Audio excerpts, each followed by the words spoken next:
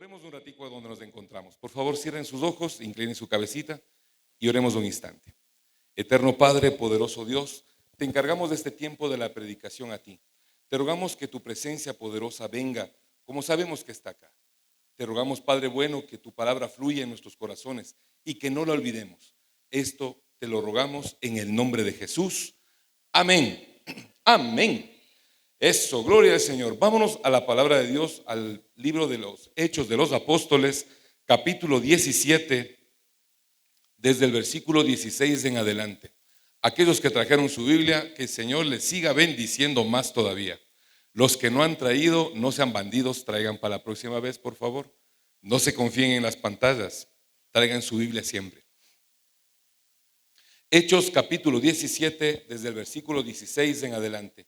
Y dice así: mientras Pablo los esperaba a Silas y a Timoteo en Atenas, su espíritu se enardecía viendo la ciudad entregada a la idolatría.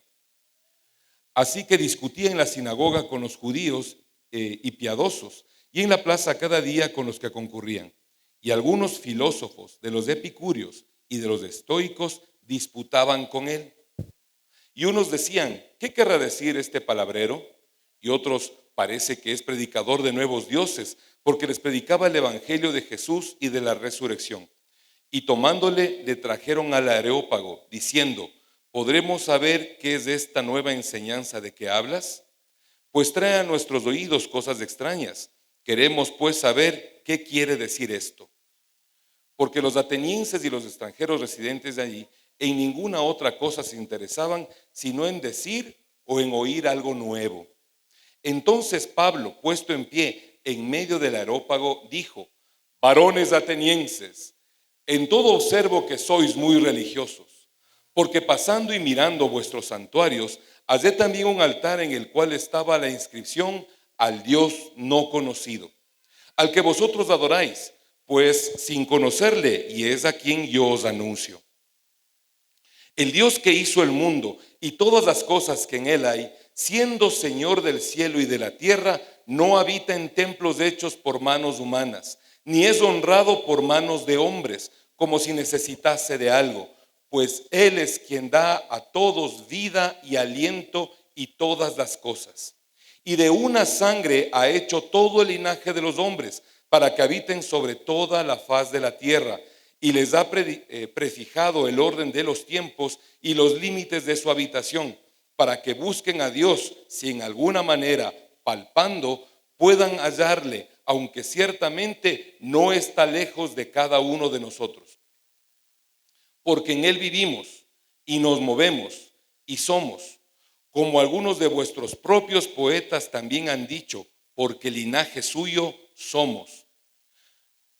Siendo pues linaje de Dios, no debemos pensar que la divinidad sea semejante a oro o plata o piedra o escultura de arte y de imaginación de hombres. Pero Dios, habiendo pasado por alto los tiempos de esta ignorancia, ahora manda a todos los hombres en todo lugar que se arrepientan, por cuanto ha establecido un día en el cual juzgará al mundo con justicia, por aquel varón a quien designó, dando fe a todos con haberle levantado de los muertos. Vamos a leerlo solamente hasta aquí, la palabra del Señor de este capítulo 17 de Hechos de los Apóstoles. Bienvenidos todos en este día. La Navidad es un tema interesante, súper polémico por todo lado. Primero está la discusión si es que es el 25 de diciembre, si es que fue el 19 de abril, yo qué sé. Hay fechas importantes como esas. Sí, algunos dicen que nació el 29 de julio y bueno, tantas cosas. Pero también es polémica porque se dice que es una especie de santificación de una fiesta pagana. También por ahí dicen que la fiesta se ha hecho muy materialista: regalos, caramelos, fiestas, cenas, comidas y bueno, todo lo demás.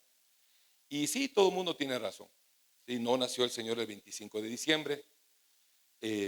Sí, es muy material esto. Y sí, en efecto, fue una fiesta pagana durante mucho tiempo.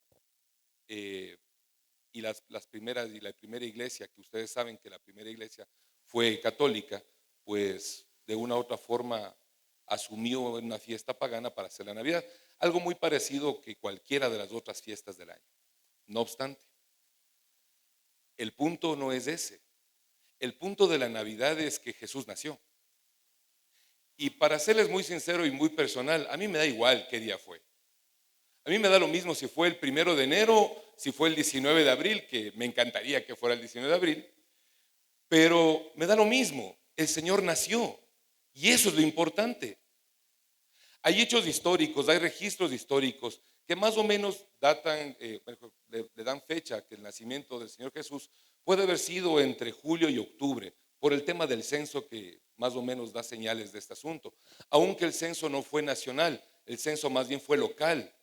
El tema de Herodes es un problema también, se le menciona en el Evangelio. No obstante, Herodes murió 8 años antes de Cristo.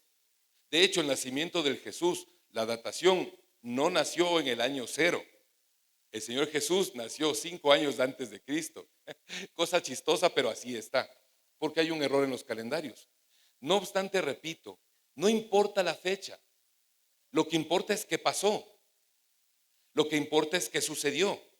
Y aquí nos encontramos con el apóstol Pablo hablando en Grecia a gente muy inteligente, gente como usted, muy inteligente, gente que lee mucho, gente que dice aquí que hablaba con los epicúreos y los estoicos.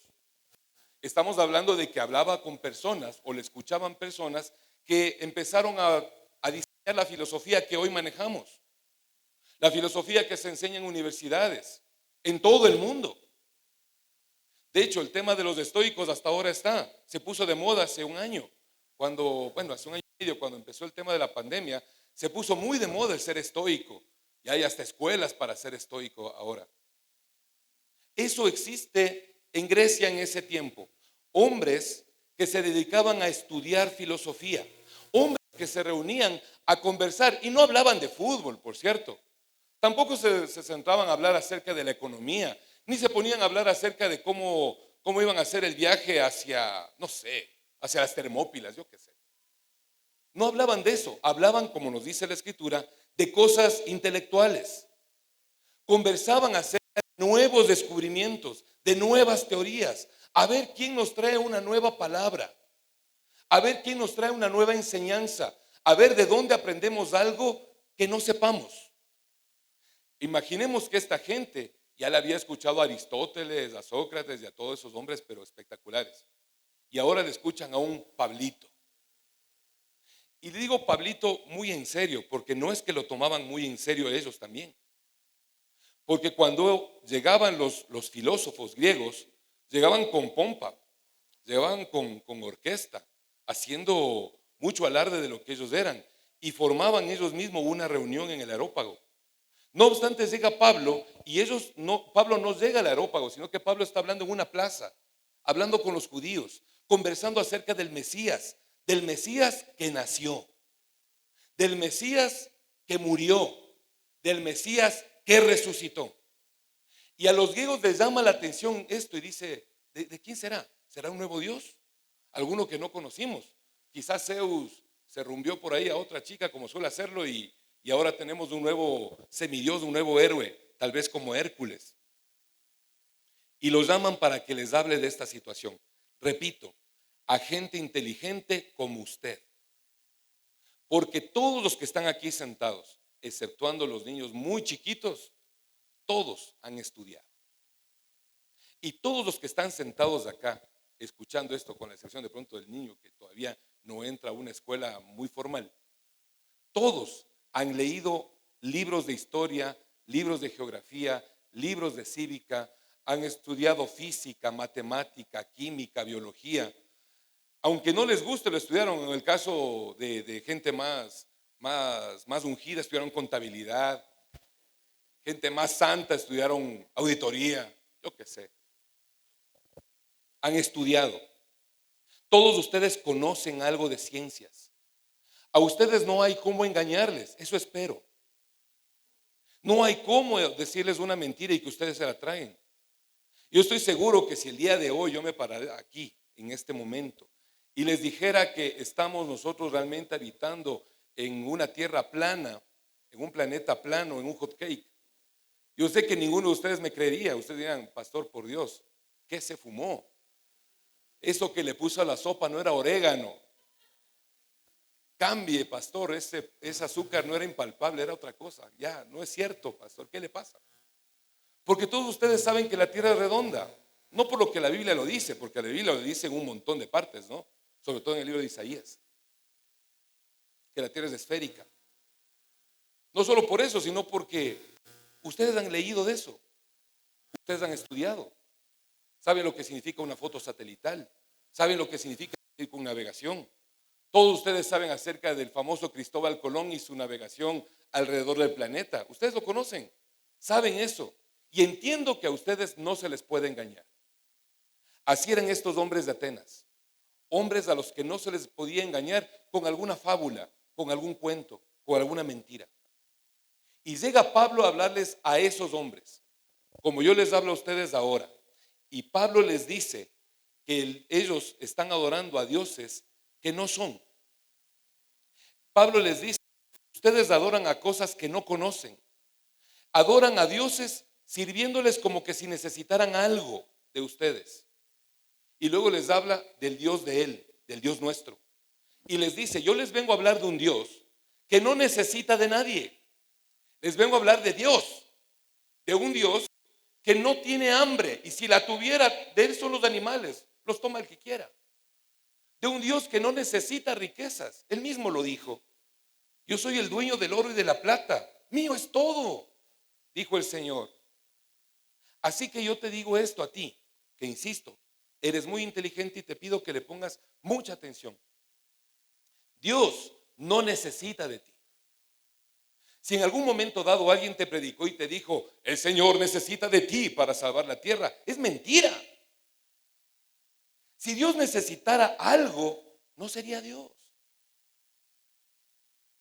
Si Dios necesitaría de mí para hablar, no sería Dios.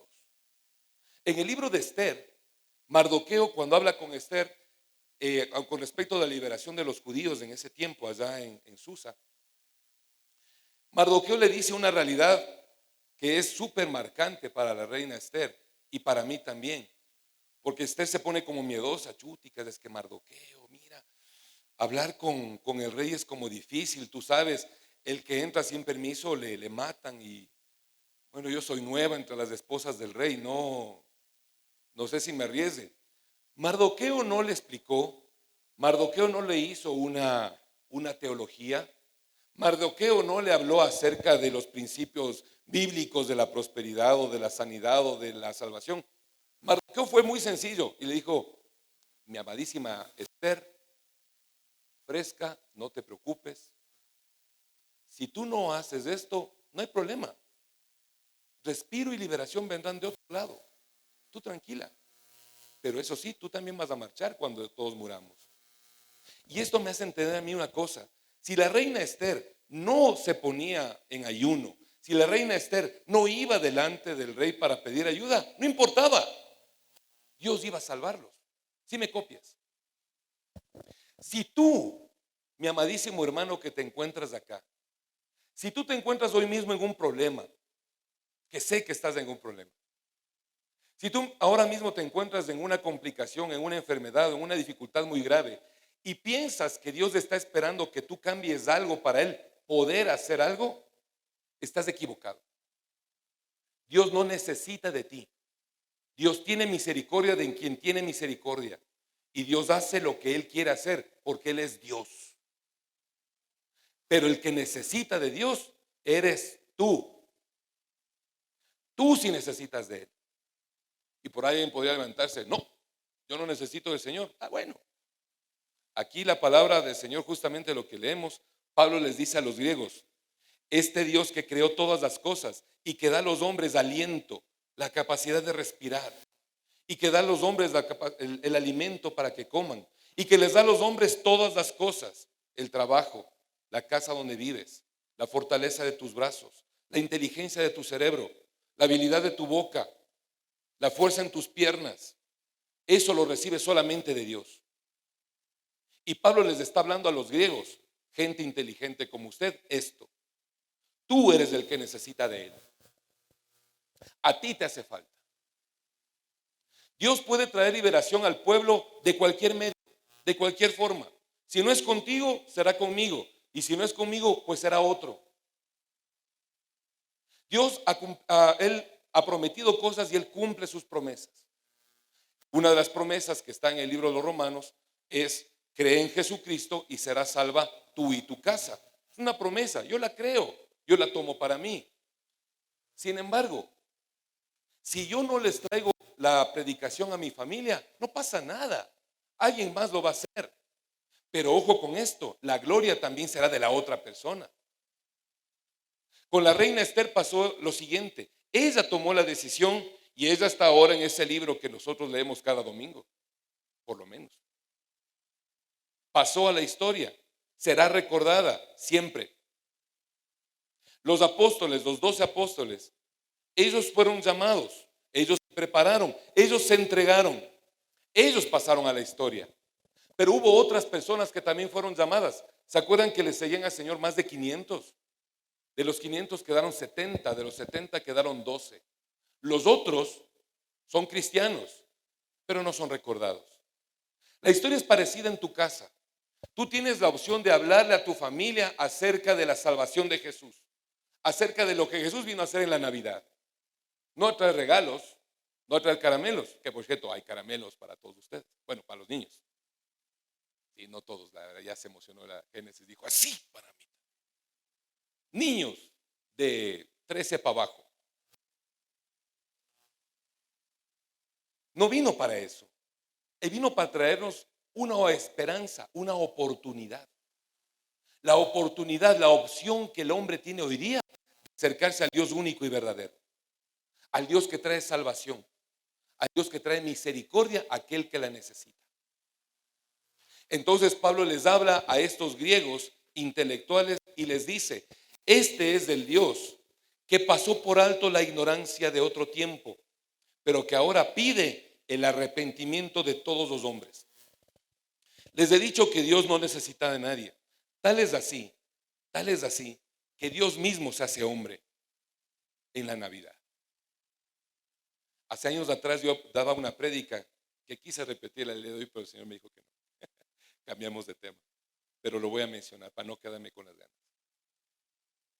Para mí la Navidad es como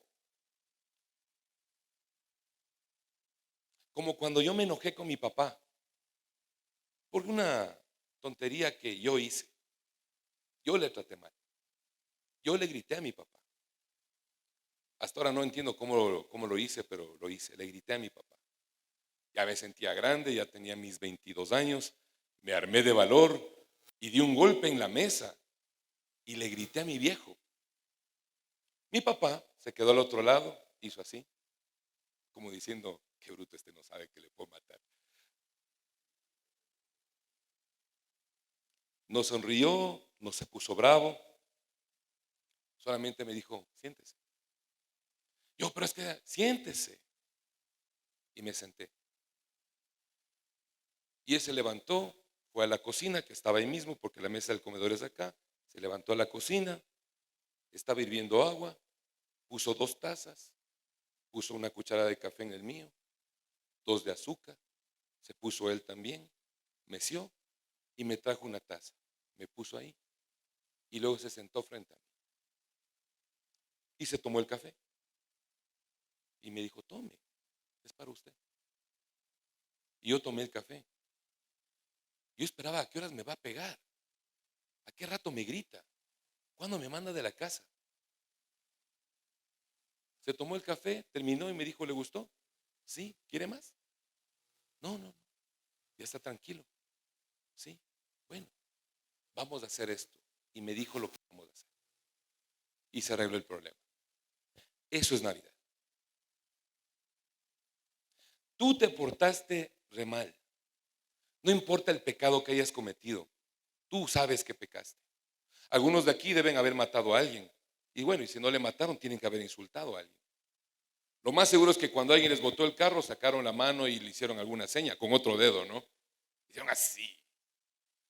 o le dijeron alguna mala palabra, le dijeron, no sé, tantas cosas que se dicen, ¿no? Así que eso también se considera como matar. Algunos de aquí tal vez tuvieron una relación fuera de su matrimonio con una mujer que no es su esposa. Quizás muchas mujeres tal vez tuvieron una relación fuera de su matrimonio con un hombre que no es su esposo. Tal vez algunos tuvimos relaciones antes de casarnos con personas con las que no nos casamos. Todo eso es pecado. Tal vez algunos hemos mentido, lo que sea. Y eso es pecado. Tal vez alguno de ustedes se emborrachó y en la borrachera dijo alguna idiotez que no quería decirla, pero causó daño a otro. Eso es pecado.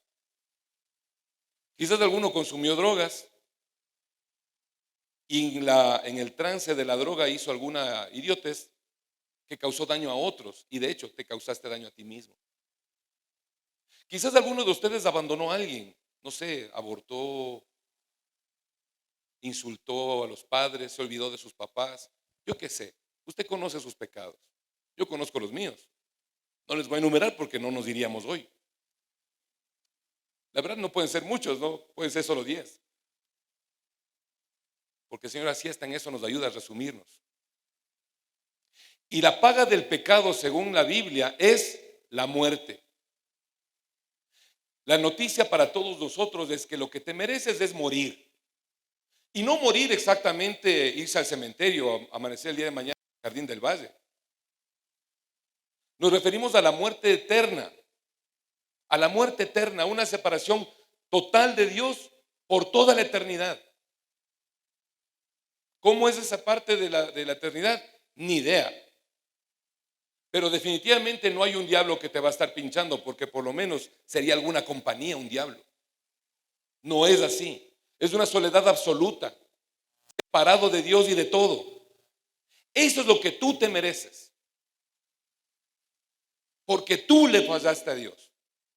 Porque tú le gritaste a tu esposa. Porque tú le maltrataste a tu marido. Porque le pegaste a tus hijos sin sentido. Eso es lo que te mereces. El infierno, para llamarlo de alguna manera. Y Dios prepara un regalo y Él se acerca y te dice, toma, te lo regalo, estemos de a buenas. Dios se hace hombre para que tú tengas una relación con Él. Dios se hace hombre para que tú puedas llevarte bien con Él. Y por eso me imagino que es como mi papá, que yo le grite y me trae una taza de café. Es como que Dios en el cielo dice, fresco, no te preocupes. Tú acá arriba no vas a alcanzar a llegar. Así que yo voy a bajar. La Biblia dice que Él se humilló a lo sumo y se hizo hombre. Así que no somos tan grande cosa como pensamos. Se humilló a lo máximo y tomó forma de hombre. No de mujer, de hombre. Lo más bajo. Y ahí se acerca a nosotros y vive con nosotros. Y se acerca a nosotros y pasa por alto todo lo que había pasado antes. Pasa por alto todo lo que tú has vivido antes. Si hasta el día de hoy tú has vivido en pecado, todo eso lo pasa por alto, porque hoy viene y te dice es Navidad. Y mi regalo pues soy yo mismo, dice el Señor. Más o menos. Y Él viene para que tengas tú la oportunidad, la opción de salvación. Por eso es que la Biblia, este versículo me trauma, ¿sí? No digo equivocadamente la palabra. Porque pasa por alto. Y ahora que pasó por alto, Dios pide el arrepentimiento de todos los hombres. Entonces Dios ya no te pide un sacrificio. Dios ya no te pide que subas a un monte y lleves un cordero. Dios ya no te pide nada de eso. Dios lo que te pide ahora es el arrepentimiento. Y tenemos que mencionar qué significa arrepentirse. No es decir por mi culpa, por mi culpa, por mi grandísima culpa. O como yo diría, por tu culpa, por tu culpa, por tu grandísima culpa. Sino que el arrepentimiento es cambiar de forma de pensar. Porque es simple. Miren, escuchen esto. Para un hombre, para un joven, quizás en su pensamiento está muy bien. acostarse con la mayor cantidad de mujeres que pueda. Mientras ninguna se embarace, pues está bien. Ese puede ser su pensamiento. Y el arrepentimiento es que no piense así. El arrepentimiento es que piense como Dios, que le dice: no, mijo, solo una, tu mujer. El arrepentimiento es aquella mujer que dice: bueno, yo trabajo, tengo mi plata, puedo hacer lo que me dé la gana. Y que el Señor, y ese es su pensamiento. Y para el mundo está bien, muy loable. Se le daría una estatua. Pero Dios le dice: no, arrepiéntete. Cambiar el pensamiento conforme el de Dios. No es mi plata, es plata de la casa. Es para mi familia. Y no que yo gane dinero significa que le voy a gritar a mi marido. Voy a sujetarme, como está diciendo la Biblia. El pensamiento del muchacho puede ser: listo, voy a hacer lo que yo quiera. Soy fuerte, soy pintero, puedo hacer lo que yo quiera y faltar respeto a los padres y sentirse hasta bien. Tal vez palabras que vengan a la mente o meditación que venga a la cabeza de: bueno, yo no voy a cambiar de opinión porque esta es mi decisión y en esto me voy a mantener firme. Y Dios te dice: arrepiéntete, porque lo que Dios le está pidiendo es el arrepentimiento de todos los hombres, no de los judíos, todos los hombres. Porque cuando les habló a los griegos, les habló a un pueblo que no era el pueblo de Dios. Esta palabra es para ti. Tú no eres judío. Tú naciste en este lado del planeta. No eres judío. Y te habla a ti que te arrepientas y dejes de pensar como estás pensando y acoples tu pensamiento al pensamiento de Dios. Miren que es una situación mucho más amplia que dejar de pecar. Porque dejar de pecar es como fácil, ¿no? Yo les voy a decir: bueno, mañana no maten, no roben, no mientan, no sean adúlteros, por favor, no oigan reggaetón. Bueno, no sé si están los mandamientos, podríamos ponerle. Pórtense bien, pero eso no es lo que Dios pide. Dios pide arrepentimiento, porque dejar de pecar, en la Edad Media se utilizaba el famoso cinturón de castidad, ¿no? Los cruzados salían y les dejaban a las mujeres con un calzón de fierro, pues, para que ningún bandido venga y haga cosas ahí. Muy antihigiénico, trajo enfermedades y toda la historia, pero las mujeres no pecaban. No se trata de eso, porque Dios no quiere exactamente eso. La palabra del Señor dice que un corazón contrito y humillado, Dios no lo desprecia. La palabra del Señor dice que lo que Dios quiere es tu corazón, tu voluntad, tu pensamiento, no este de acá, sino este corazón. Tu forma de pensar, que te alinees a lo que Dios quiere. Ese es el arrepentimiento. Dejar de pensar como pienso yo y que mis pensamientos estén alineados al pensamiento de Cristo. Para todos aquellos que les encanta la guerra espiritual, les tengo una noticia. La guerra espiritual es justamente eso. Porque cuando dice que nuestras armas no son carnales, sino poderosas en Dios para la destrucción de fortalezas, no se habla exactamente de un exorcismo. Lo que está hablando es derribando todo argumento y toda altivez que se levanta en contra del conocimiento de Dios y llevando cautivo todo mi pensamiento a la obediencia a Cristo. Esa es el arma espiritual. No es que te pongas a gritarle al chamuco, como dice la Tati. Se trata de que tu pensamiento sea diferente, de que tu pensamiento sea renovado, de que pienses de otra forma y quizás en el camino sigas siendo una persona como la que eres hasta hoy. Todavía falles, todavía te equivoques, todavía se te escapa alguna vaina por ahí, porque no perdiste el cuidado. Pero que falles, que te caigas de vez en cuando, no significa que tú te hayas desalineado de Dios. La idea es que tu pensamiento se alinee al del Señor. Y para que tu pensamiento se alinee al pensamiento de Dios, pues es necesario leer esto. Porque aquí está como Dios piensa. Porque Dios no piensa como tú crees. Hay personas en la teología liberal que lo resumen muy fácil y dicen, como diría el el apóstol Ricardo Arjona. Lo que está escrito en la Biblia se resume en amor, anda, ve y practícalo. Capaz que sí. ¿Y qué es amar? ¿Cómo se ama? Si yo le amo a mi moza espectacularmente, con todo mi corazón le amo a mis 10 mujeres. Está amando, ¿no? Ese es el amor que Dios quiere. Yo amo mi plata, mi dinero, lo amo, pero más que a mis hijos. Está amando. Entonces está bien, ¿no? No se trata de eso. Se trata de saber lo que Dios piensa. Y el concepto que Dios tiene de amor es muy diferente de lo que acabo de decir.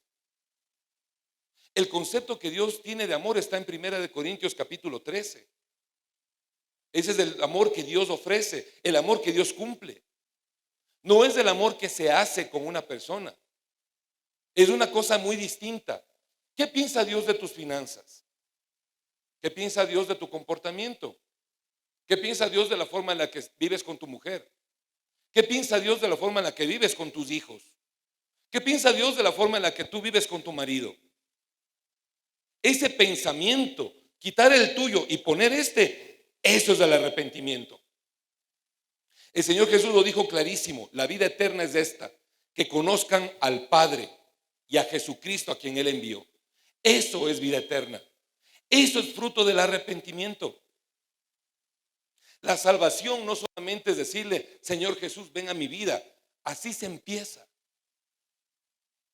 Así se empieza. Es una invitación, igual que en la Navidad. Jesús nació en un pesebre, pero tenía que morir en la cruz. Hubo un recorrido que hacer. Tuvo que cumplir 33 años. Tuvo que enfermarse. Tuvo que caerse. Tuvo que sangrar. Tuvo que pasar hambre. Tuvo que pasar la muerte de José, pues. Tuvo que pasar los margenios de María. No había sido María el súper de margenio siempre. Ahí me imagino: Jesús, ¿qué fue la mesa? Quizás, quizás no. Tuvo que pasar todo eso. Y Jesús tuvo que pasar un proceso de cruz, un proceso de dolor y sangrar y caerse nuevamente y morir, tal como tú lo haces. Porque esta oportunidad que Dios presenta trayendo a Jesucristo para tu vida es la oportunidad que tú tienes de iniciar el arrepentimiento, de iniciar una vida con Él y de caminar con Él. Y que en el proceso de caminar con Él, en el proceso de ser su discípulo, en el proceso de andar el camino de la vida con Él, tú logres alinear tu pensamiento al pensamiento de Dios. Y de repente, en el momento que tú no te das cuenta, te devuelvas a mirar hacia atrás y veas que tu vida ha sido una vida buena. No buena porque no has robado, sino buena porque ha sido vida, vida eterna, que trasciende y que le ayuda a otro. Una vida que no tiene final, sino que va a seguir por la eternidad. Ese es el regalo que Dios nos da. La Navidad es eso, y el Señor Jesús lo dijo en el Evangelio de Juan, capítulo 3, desde el versículo 16, cuando dice: porque de tal manera amó Dios al mundo, que ha dado a su Hijo unigénito, para que todo aquel que en Él cree no se pierda, mas tenga vida eterna. Porque no envió Dios a su Hijo al mundo para condenar al mundo, sino para que el mundo sea salvo por Él. El que en Él cree no es condenado, pero el que no cree ya ha sido condenado, porque no ha creído en el nombre del unigénito Hijo de Dios. Y esta es la condenación, que la luz vino al mundo y los hombres amaron más las tinieblas que la luz, porque sus obras eran malas. ¿Se dan cuenta que estas no son palabras exactamente de Pablo, sino son palabras de Jesús? La salvación es que tú creas en Jesús, tengas fe en Jesús. Y la condenación es que no creas. Quizás muchos en este día, bueno, no muchos, espero que ninguno, podría escuchar la predicación y decir: yo no creo. Pues ahí dice que esa es la condenación, no creer en Jesús. Yo no quiero que me crean a mí. Es más, son testigos de que siempre les digo: no me creas, viejo. Traiga su Biblia, apunte el versículo. Revise en la casa, lea el capítulo anterior, lea el capítulo siguiente y verifique si le estoy diciendo la verdad. Y si le estoy mintiendo, dígamelo para bajarme de aquí. La condenación es no creer en Jesús. Pero ¿por qué no se cree en Jesús? ¿O por qué la gente no cree? Porque las tinieblas de sus obras, de su pensamiento, son vergonzosas y no quiere dejarlas. Muchachos, amados, todos ustedes, el ser testarudo es un problema muy grave. Hay cosas en las que tienes que ser muy firme y decir, no voy a pecar, no voy a abandonar este trabajo, no voy a bajarme del barco, voy a pelear hasta el último, no voy a abandonar mi matrimonio, voy a luchar por él. Eso está bien, pero el ser testarudo y decir, no, yo así pienso, así me crió mi mamita y así voy a hacer hasta que me muera. Eso no es de Dios. Es que este es mi carácter, pastor. Yo así soy mal genio. Y yo le voy a decir, sí, yo soy payaso. Y eso no está bien. Ya tengo 47 años, tengo que haber crecido algo. El Señor tiene que haberme formado algo. No puedo permanecer de 5 años toda mi vida. Y sí, hago chistes, pero el Señor me va tratando. Cuando los hombres aman más las tinieblas de su pensamiento, es cuando la cosa en la casa se complica. Porque el hombre dice a la palabra, amaron los hombres más las tinieblas de su pensamiento que la luz que trae Cristo. La luz de Cristo es la palabra de Dios, es la Biblia. Así de simple. Cumple lo que está ahí, ya estuvo. Así de fácil es la cosa. Obviamente el esfuerzo que hay que hacer es abrir el libro, ¿no? Y luego leerlo. Y seguirlo leyendo hasta el final, sin aburrirse. Y preguntar, y estudiar, y entender la grande salvación que Jesús te trajo el día de Navidad. Porque la condenación del pecado es la muerte, pero Dios no quiere que mueras. La palabra del Señor dice que Dios quiere que todos los hombres, todos vengan al arrepentimiento. Eso quiere decir que la salvación está expuesta y dispuesta para todo aquel que quiere.